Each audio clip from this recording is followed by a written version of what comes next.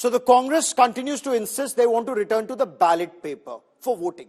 But our allies like Omar Abdullah, Chief Minister of Jammu and Kashmir, and Abhishek Banerjee of the Trinamool Congress sending out a very clear message to the Congress: look elsewhere for the reason for Congress party defeat in Haryana and in Maharashtra. But there are several questions, and I have former Chief Election Commissioner of India, Dr. S.Y. Quraishi, joining me on this broadcast to answer some of these questions. Can EVMs be hacked or manipulated? Is there a need for 100% VVPAT or voter verifiable paper audit trail?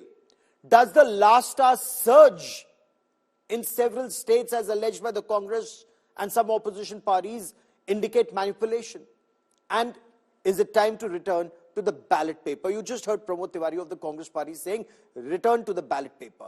Now, in a moment from now, we'll be joined by Sanju Verma of the BJP. Tausif Ahmed Khan is an advocate and an analyst. He'll give us the TMC perspective. Kapil Madan is an advocate analyst, someone who's questioning the EVMs like the Congress. But first, I want to bring in Dr. S.Y. Quraishi, former CEC. Dr. Quraishi, as always, welcome on India First. Sir, can EVMs be hacked or manipulated, given all that you've been hearing after Lok Sabha elections a bit, but after, especially after Haryana and Maharashtra elections, sir? Well, I've said it hundreds of times that EVM cannot be manipulated, because we have seen with the same EVMs, party is winning and losing. But we should also remember that every party, and I repeat, every party has some one time or the other has questioned these machines, and then they have won by the same machines. So it is nothing specific or new if the Congress party is now opposing it. But what surprises me, I think there is total confusion. They had met the CEC on the 3rd of this month, exactly on this issue. Neither the Election Commission nor the Congress party has come out with what happened in the discussions there. I'm very keen to know, because I was told that even I was mentioned, I must have said something about real-time data or something. But Election Commission knows all the facts, and they should explain it to all of us. All of us outside are discussing, but the people who know they are not coming out. So this silence of the Commission surprises me, and they can explain it. But I have been defending it. What do you make of the silence of the Election Commission? When you were CEC, I'd spoken to you. That time questions were being raised. Then, subsequently, I've interviewed you several times as former CEC. And if I remember correctly, sir, you had introduced VVPAT when you were CEC. Is that doable? Is that not doable? What do you make of the silence of the Election Commission right now? Yeah. No, I'm happy that you recollect all that, because, when I took over as CEC, the anti-EVM controversy was at its peak, much more than what it is now. And at that time, the BJP had come out with a book called Democracy at Risk. So when I took over, I immediately called a all-party meeting, which was led by Chandrababu Naidu. And when I asked all other leaders, what is your objection, they all kept pointing to the Chandrababu Naidu. Whatever he says, that is what we want. So we are Chandrababu. So what is your problem? What is the grievance? So he said, look, we are not saying that the results have been manipulated in the past or they will be manipulated in the future. All we are saying, it doesn't have transparency.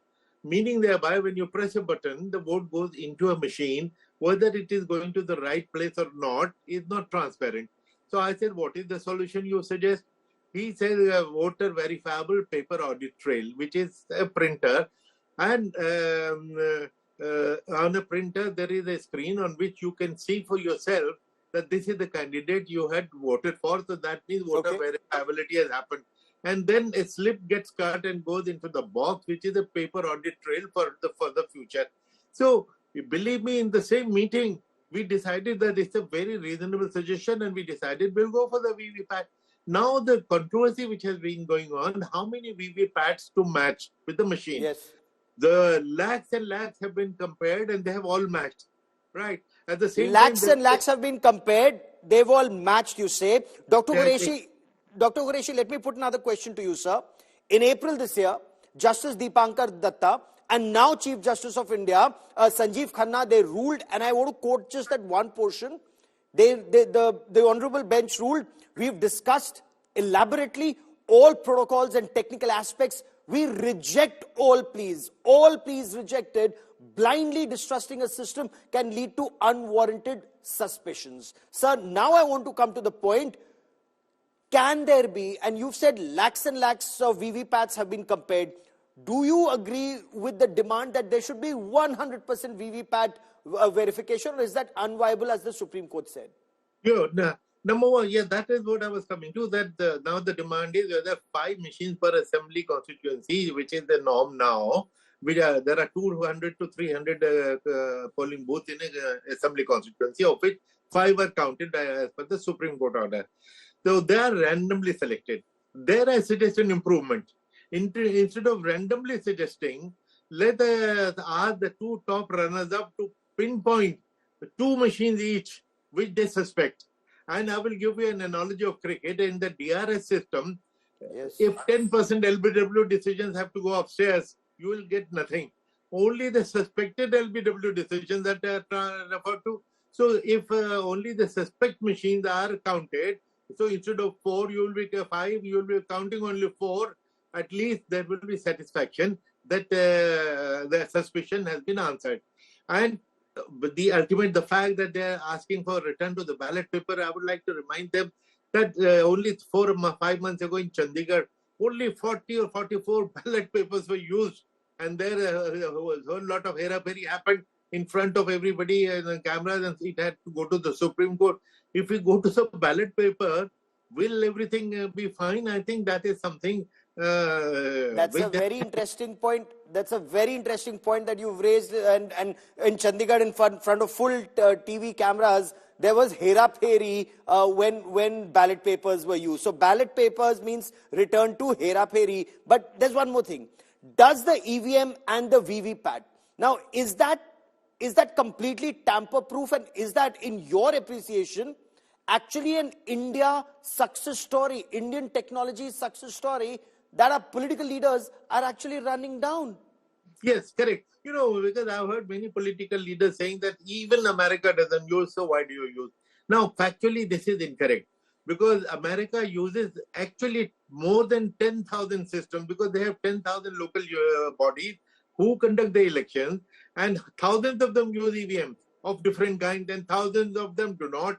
To say that even America, that is wrong.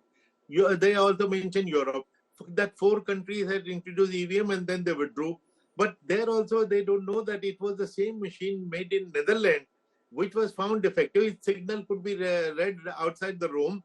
Therefore, Netherlands itself withdrew the machine. So the 4 countries which had bought those machines had to withdraw them also.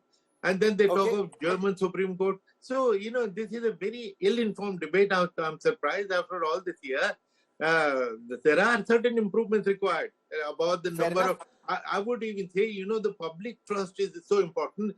For once, even if we have to count 100% machines, for once, to get public satisfaction, all it will take is 1 more day. Nation waits for 2.5 months. For once, okay? Yeah. Okay. Sir, many thanks for joining me.